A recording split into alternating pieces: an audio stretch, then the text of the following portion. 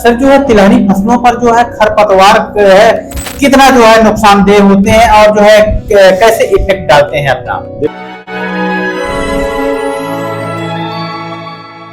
नमस्कार किसान मित्रों, कृषि पिटारा में आप सभी का बहुत बहुत स्वागत है। नमस्कार, आप देख रहे हैं कृषि पिटारा में बांदा से साकेत अवस्थी। तिलहनी फसलों पर खरपतवार का क्या जो है हानिकारक गुण होता है, खरपतवार कितना प्रभावित फसलों को करते हैं, तिलहनी फसलों को करते हैं, इसके संबंध में कृषि विश्वविद्यालय के जो साइंटिस्ट हैं प्रोफेसर जीएस कुमार जी, उनका हर एक दिन नया आयाम इस खोज पर जो है रहता है कि बुंदेलखंड के किसानों को, खासकर जनपद बांदा के किसानों को कृषि विश्वविद्यालय के द्वारा जो है रिसर्च के माध्यम से जो है कहां तक उनको जो है रिलीफ और लाभ दिया जा सके, उसी को लेकर के आज हम जो है तिलहनी फसलों पर खरपतवार के द्वारा जो फसल का नुकसान होता है उस संबंध में सर से बात करेंगे। सर नमस्कार।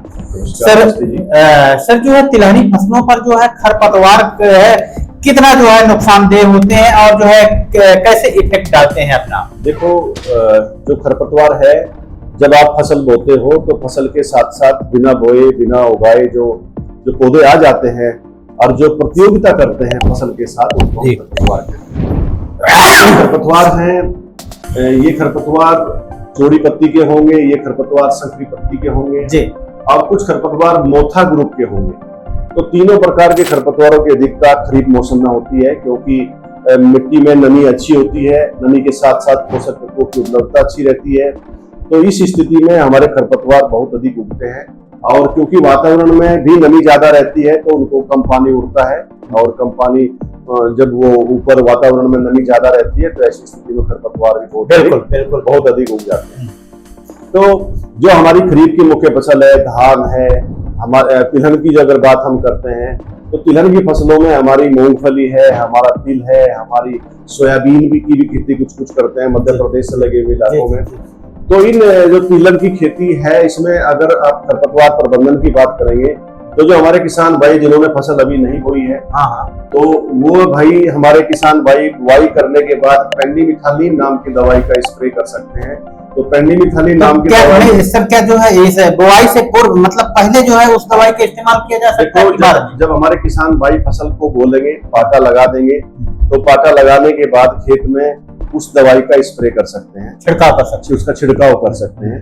और वो दवाई लगभग 1 लीटर पानी में 5 ml दवाई के हिसाब से पूरे खेत में छिड़केंगे और उसका छिड़काव कर देते हैं। तो इससे एक हल्की सी परत खेत में, हल्की जिसे कहते हैं कि हल्का पानी का बौछार मारते हैं, तो उसी हल्की बौछार के द्वारा हम एक हल्की खेत में परत बिछा देते हैं दवाई की। तो उस दवाई के संपर्क में जो ऊपर घासें आती हैं वो संपर्क में आते ही वहीं की वहीं मर जाती है और हमारी फसल का अंकुरण हो जाता है। उस फसल में जो खरपतवार की अधिकता है उससे हम रोकथाम कर सकते हैं जी। बिल्कुल। दूसरी बात है, एक अगर फिर भी हम कोई दवाई हम नहीं डाल पाते तो खड़ी फसल में तो एक दवाई आती है क्वाजिलोफोप-इथाइल। अगर मैं बात करता हूँ तिल की, तो तिल की फसल में टर्गा सुपर नाम की एक दवाई आती है। इस दवाई से हम बहुत सारे खरपतवारों को नष्ट कर सकते हैं। यह दवाई लगभग 1 लीटर पानी में 2 ml दवाई के हिसाब से हम इसका छिड़काव कर सकते हैं, और ये घास कुल के खरपतवारों को मुख्यतः हमारे खेतों में उसको नष्ट कर देगी।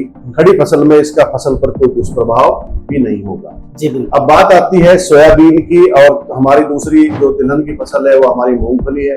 तो इन दोनों जो फसल की बात हम करते हैं तो पेंडिमिथालिन जो मैं पहली दवाई बताई थी तिल में, हम उसका स्प्रे बुआई के तुरंत बाद कर सकते हैं।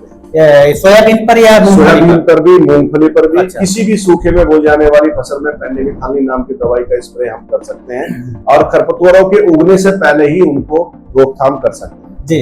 अब खड़ी फसल की बात आती है, जो किसान भाई हमारे इस्तेमाल नहीं कर पाए, तो उन किसान भाइयों के लिए खड़ी फसल में हम हमारे खरपतवार नाशी हैं, जैसे इमेजाथाइपर एक खरपतवार नाशी है जी। तो इमेजाथाइपर को हम उस दवाई की 2 ml मात्रा प्रति लीटर पानी के हिसाब से हम उसको, ये कहो कि आप 20 दिन से लेकर के 40 दिन की फसल में हम कभी भी इस्तेमाल कर सकते हैं। मतलब 20 से 40 दिन के अंतर्गत बोई गई फसल पर आप दवा डाल सकते हैं। अगर हमारी फसल 20 दिन की हो गई हो और हमारे खेत में खरपतवार आ गए हो तो हम 40 दिन तक, वो 50 दिन तक भी अगर वो फसल हमारी खेत की हो गई है और उसमें खरपतवारों की अधिकता है तो ऐसी स्थिति में हम इमेजाथाइपर नाम की दवाई का इस्तेमाल कर सकते हैं।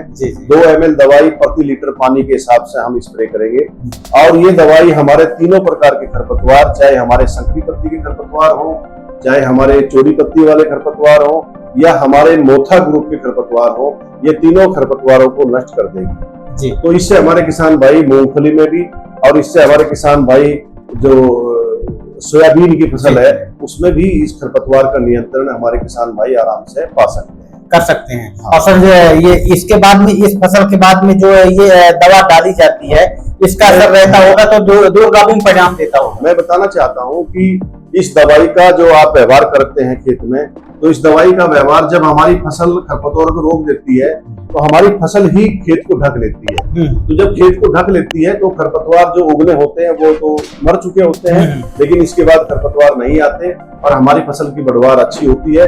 फिर खुद ही फसल दबा लेती है और हमारे पूरे जो मिट्टी का जो क्षेत्र है उसको ढक लेती है। तो इससे हमारे पूरे सीजन भर का खरपतवार नियंत्रण हो जाता है और हमारी फसल की पैदावार अच्छी होती है। जो मिट्टी में पोषक तत्व है हमारी फसलें उसका अच्छे से उसका अवशोषण करके अच्छी बढ़वार करती है, उससे अच्छी फलियां बनेगी और अच्छी पैदावार होगी। जी बिल्कुल सर।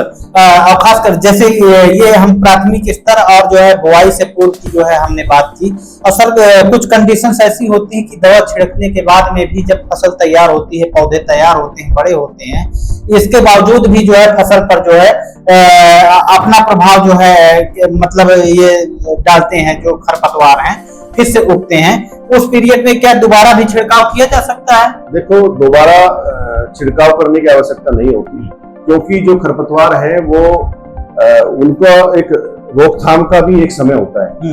तो उस समय पर ही हम जब भी देखोगे आप तो लगभग ये माना जाता है कि 40 दिन से पहले ही खरपतवार नियंत्रण कर लेना चाहिए, क्योंकि उसके बाद अगर खरपतवार खेत में होंगे तो वो जितनी ज्यादा मात्रा में पोषक तत्व ले लेंगे तो वो जितना नुकसान खेत में करना होगा वो कर चुके होते हैं। तो हमारा ये प्रथम कर्तव्य बनता है कि हमें 40 दिन तक अपनी फसल को चाहे निराई गुड़ाई के द्वारा और चाहे खरपतवार नाशी के द्वारा खरपतवार नियंत्रित हम रखें तो हमारी फसल की बढ़वार अच्छी होगी। उसके बाद कोई खरपतवार उस पर कोई दुष्प्रभाव नहीं करेगा। जी thank you sir very much, बहुत बहुत धन्यवाद आपका।